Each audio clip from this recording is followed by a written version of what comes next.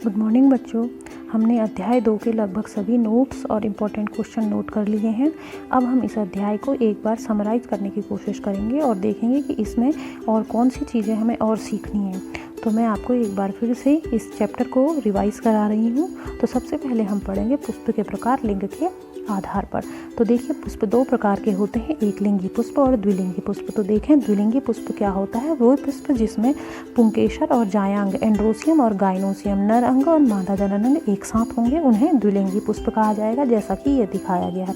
और एक लिंगी पुष्प क्या होते हैं? वे जिनमें दोनों में से कोई एक जननांग होगा, उसे एक लिंगी पुष्प कहा जाता है। जैसे यहाँ पर देख रहे हैं, केवल क्या है? जायांग है, यानी ये मादा पुष्प है, एक लिंगी पुष्प, और ये है एक लिंगी पुष्प नर पुष्प। तो इसको देखकर हम पता कर सकते हैं कि कौन सा पुष्प एक लिंगी है और कौन सा पुष्प द्विलिंगी है। तो आप इस प्रश्न अपनी कॉपी में इस प्रश्न को देखेंगे। अगला आपसे प्रश्न ये पूछा जा रहा है कि पहला प्रश्न आप कॉपी में लिखेंगे, दिखाया गया पुष्प एक लिंगी है या द्विलिंगी। तो देखिए और पहचानिए कि इसमें कौन से जननांग दिखाए गए हैं। क्या इसमें पुंकेसर है, क्या इसमें स्त्रीकेसर है, क्या इसमें एक ही जननांग है या फिर दोनों जननांग हैं। तो आपने पहचानना है और अपनी कॉपी में लिखना है कि दिखाया गया पुष्प एक लिंगी है या द्विलिंगी है। आगे चलते हैं। इसके बाद बच्चों हमने लघु बीजाणु जनन पढ़ा हुआ था। लघु बीजाणु जनन किसको कहते हैं? पुंकेसर जो नर जननांग होता है उसके अंदर परागकोश होता है। जब उसका सेक्शन काटते हैं तो इसमें 4 कोष्ठक दिखाई देते हैं। ये 4 कोष्ठक होती है, ये होती है लघु बीजाणु धानी। ये 4 कोष्ठीय संरचना लघु बीजाणु धानी कहलाती है। इस लघु बीजाणु धानी के अंदर ही पराग कणों का निर्माण होता है। तो आपका प्रश्न है, लघु बीजाणुधानी की परतों के नाम लिखने हैं। तो आपको बताना है कि लघु बीजाणुधानी में कितनी परतें होती हैं। जो आपको नोट्स लिखाए गए हैं वहाँ पर आपको ये सारी परतों के बारे में बताया गया है कि उनमें कौन सी ऐसी परत होती है जो पराग कोशों को पोषण प्रदान करती है। तो आप अपनी कॉपी में प्रश्न संख्या 2 डालेंगे और प्रश्न उतार कर फिर उत्तर लिखेंगे। फिर हमने पढ़ा था गुरु बीजाणु जनन। तो देखते हैं गुरु बीजाणु जनन कैसे होता है। गुरु बीजाणु जनन मादा जननांग में होता है पुष्प के, यानी किसमें होता है? स्त्री केसर के अंडाशय के अंदर। तो देखें, ये अंडाशय की एक कोशिका है जो गुरु बीजाणु मात्र कोशिका की तरह कार्य कर रही थी। यहाँ 1 से 2 बन रही हैं, फिर उसके बाद 4 अगुणित मात्र कोशिकाएँ बन रही हैं, पुत्री कोशिकाएँ बन रही हैं।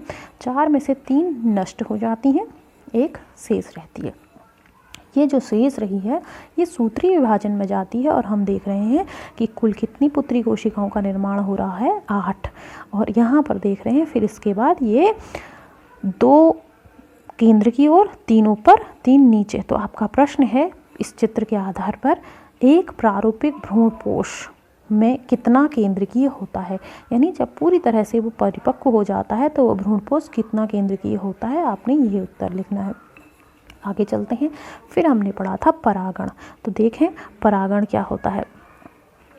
परागण को समझने के लिए हम सबसे पहले देखेंगे कि परागण कहते किसको हैं। तो समझिए परागण किसको कहते हैं। पराग कणों का, परागकण कहाँ बनते हैं? पुंकेसर में। पराग कणों का वर्तिकाग्र में पहुंचना परागण कहलाता है। तो यहाँ पर 2 पुष्प दिखा रखे हैं, पुष्प ए और पुष्प बी। आप देखिए, तो जब परागकण एक चित्र में, पहले चित्र में क्या हो रहा है? परागकण उसी पुष्प के परागकोश से उसी के वर्तिकाग्र में जा रहे हैं। यहाँ क्या हो रहा है? दूसरे में जा रहे हैं। तो एक परागण होता है स्वपरागण, एक होता है परपरागण। तो स्वपरागण उसको कहते हैं जब किसी पुष्प के परागकण उसी पुष्प के वर्तिकाग्र में जाएंगे तो स्वपरागण। यदि किसी पुष्प के परागकण किसी दूसरे पुष्प के वर्तिकाग्र में जाते हैं तो उसे स्वपरागण कहते हैं। तो प्रश्न संख्या 4 देखेंगे आप, क्या लिखा गया है? पुष्प ए तथा पुष्प बी में किस प्रकार का परागण हो रहा है? तो आप पहचानेंगे पुष्प ए में कौन सा हो रहा है, पुष्प बी में कौन सा हो रहा है।